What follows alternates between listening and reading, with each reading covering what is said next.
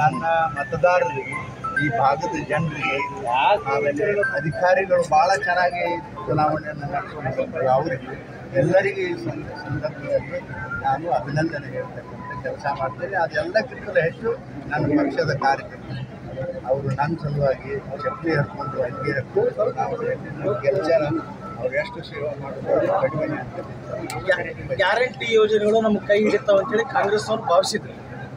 Guarantee ಸ್ವಲ್ಪ ಮಟ್ಟಿಗೆ ಕೆಲಸ ಮಾಡ್ಯಾರ,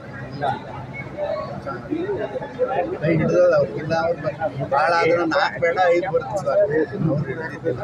ಕೈ ಹಿಡಿದ ಸ್ವಲ್ಪ ಮಟ್ಟಿಗೆ ಕೈ ಹಿಡಿದ. ಕಳೆದ ಬರಕ್ಕಿಂತ ಲೀಡ್ ಯಾಕೆ ಕಡಿಮೆ ಆಗ್ತಾ ಇದೆ?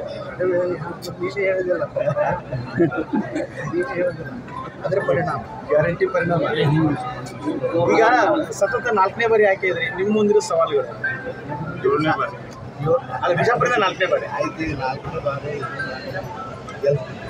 ಜನ ಏನು ಹೇಳ್ತಾರೆ ಅದು ಕೆಲಸ ನಮ್ಮದೇ ಅನ್ನತಕ್ಕಂಥದ್ದು ಯಾವುದೋ ಅಜೆಂಡ ಇಲ್ಲ. ಜನ ಕ್ಷೇತ್ರದ ಜನ ಏನು ಹೇಳ್ತಾರೆ ಕೇಂದ್ರ ಸರ್ಕಾರಕ್ಕೆ ಹಿರಿಯ ಏನು ಸಂಸದರಿಗೆ ಆಯ್ಕೆ ಆಗ್ತಾ ಇದ್ರಿ, ಸಚಿವ ಸ್ಥಾನದ ನಿರೀಕ್ಷೆ? ಸಚಿವ ಸ್ಥಾನದ ಪರೀಕ್ಷೆ ನಾ ಯಾವತ್ತೂ ಮಾಡಲ್ಲ. ನನಗೆ ಗೊತ್ತೇ ಅದಲ್ಲ, ನಾನೇನು ಮಂತ್ರಿ ಆಗಬೇಕು ಅದಕ್ಕೆ ಆಗಬೇಕು ಅಂತೇಳಿ ಜನರು ಸೇವೆ ಮಾಡೋದು ನಾವು ವಿಚಾರ ಮಾಡ್ಕೊಂಡು ಅವ್ರು ಇಡೀ ದೇಶದ ಫಲಿತಾಂಶ ಕೊಡ್ತೇನೆ. ನಾನು ಕ್ಷೇತ್ರದ ಅಲ್ಲ, ಹಿರಿಯ ಈಗ NDA ಅದೆಲ್ಲ ನೀವು ನೋಡ್ತಿರೋ ಎಲ್ಲ ಚೆನ್ನಾಗಿದೆ. ಚೆನ್ನಾಗಾಗಿದೆ. ಇಷ್ಟೇ ನಾವು ಏನು ಅಪೇಕ್ಷೆ ಇಡ್ತಿದ್ದೆವೋ ಅಷ್ಟು ಬಹುಮತ ಆಗಿಲ್ಲ.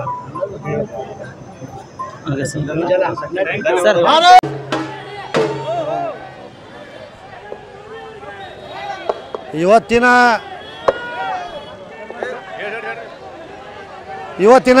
ಈ ರಮೇಶ್ ಜಿಗಜಿಣಗಿ ಸಾಹೇಬರ ಐತಿಹಾಸಿಕ ಗೆಲುವು ವಿಜಯಪುರ ಜಿಲ್ಲೆಯಿಂದ ಸಾಕಷ್ಟು ಅನುಭವಸ್ಥರಾದ ರಮೇಶ್ ಜಿಗಜಿಣಗಿ ಸಾಹೇಬರು ಈ ವಿಜಯವನ್ನು ವಿಜಯಪುರ ಜಿಲ್ಲೆಯ ಅಭಿವೃದ್ಧಿ ಹಾಗೂ ಶ್ರೀ ನಮ್ಮ ದೇಶದ ಪ್ರಧಾನಮಂತ್ರಿಯಾದ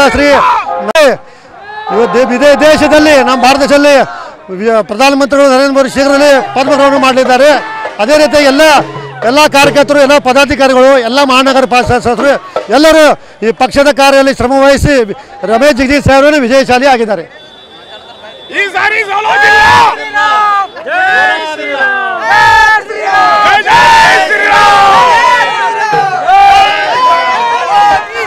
ಜನತೆಗೆ ತುಂಬ ಬಿಜಾಪುರ ಜಿಲ್ಲೆಯ ಜನತೆಗೆ ತುಂಬ ಹೃದಯ ಧನ್ಯವಾದ. ಯಾಕಂದರೆ ಎಲ್ಲರೂ ಇಡೀ ರಾಜ್ಯದಲ್ಲಿ ಉತ್ತರ ಕರ್ನಾಟಕದ ಬಿಜಾಪುರದಲ್ಲೇ ನಮ್ಮಲ್ಲಿ ಎಲ್ಲ ಇತ್ತು. ಬಿಜಾಪುರಲ್ಲಿ ರಮೇಶ್ ಜಿಗಜಿಣಗಿ ಆಗೋದಂತ ನಮಗೆ ಖುಷಿ ಅನ್ನಿಸ್ತಾ ಇದೆ. ಎಲ್ಲ ಮತದಾರ ತುಂಬ ಹೃದಯದ ಧನ್ಯವಾದಗಳನ್ನು ಹೇಳೋಕ್ಕೆ ಇಷ್ಟಪಡ್ತಾ ಇದ್ದೀನಿ. ನನ್ನ ಹೆಸರು ಗೀತಾ ಕುಗ್ನೂರ್ ಅಂತ, ರಾಜ್ಯ ಕಾರ್ಯಕಾರಿಣಿ ಸದಸ್ಯರು, ಬಿಜಾಪುರ.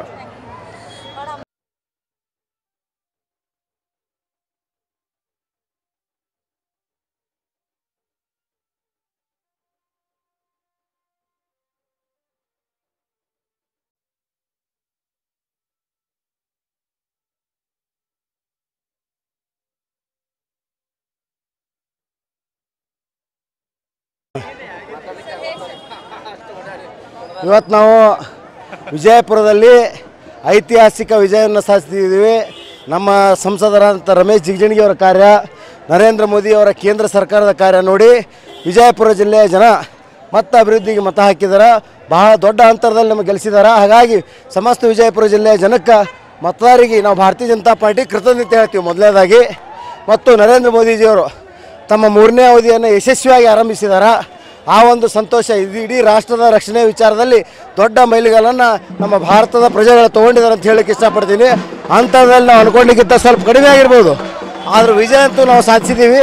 ಹಾಗಾಗಿ ನಮ್ಮ ಕಾರ್ಯಕರ್ತರಲ್ಲಿ ಅತ್ಯಂತ ಉತ್ಸಾಹ ಇವತ್ತು ಮನೆ ಮಾಡಿದೆ. ಇದು ಭಾರತದ ಗೆಲುವು, ಭಾರತೀಯ ಜನತಾ ಪಾರ್ಟಿ ಕಾರ್ಯಕರ್ತರ ಗೆಲುವಲ್ಲ, ಇದು ಭಾರತದ ಗೆಲುವು ಅಂತೇಳಿ ನಾವು ಈ ಮೂಲಕ ಹೇಳಕ್ಕೆ ಇಷ್ಟಪಡ್ತೀವಿ. ನಾನು ಬಸವರಾಜ್ ಹೂಗಾರ್, ಭಾರತೀಯ ಜನತಾ ಪಾರ್ಟಿಯ ಜಿಲ್ಲಾ ಯುವ ಮೋರ್ಚಾ ಅಧ್ಯಕ್ಷ, ವಿಜಯಪುರ ಜಿಲ್ಲೆ.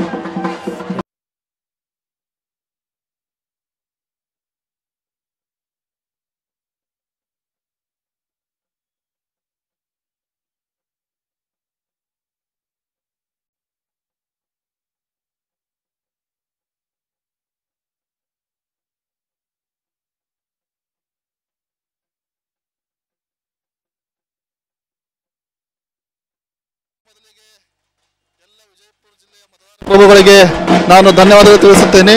ಯಾಕೆಂದರೆ ನಮ್ಮ BJP ಅಭ್ಯರ್ಥಿಯಾದ ಶ್ರೀ ಸನ್ಮಾನ್ಯ ರಮೇಶ್ ಜಿಗಜಿಣಗಿ ಅವರು ಪ್ರಚಂಡ ಬಹುಮತದಿಂದ ಎಕ್ದಮ್ ಕಂಫರ್ಟಬಲಿ ಮಾರ್ಜಿನ್ನಿಂದ ಆರಿಸಿ ಬಂದಿದ್ದಾರೆ. ಅದಕ್ಕಾಗಿ ಇಡೀ ವಿಜಯಪುರ ಜಿಲ್ಲೆಯ ಎಲ್ಲ ಮತದಾರ ಪ್ರಭುಗಳಿಗೆ ಧನ್ಯವಾದ ತಿಳಿಸುತ್ತಾ ಈ ಗೆಲುವು ನಮ್ಮದಲ್ಲ, ನಿಮ್ಮ ಗೆಲುವು ಅಂತ ಮತದಾರ ಪ್ರಭು ತಿಳಿದಿದೆ.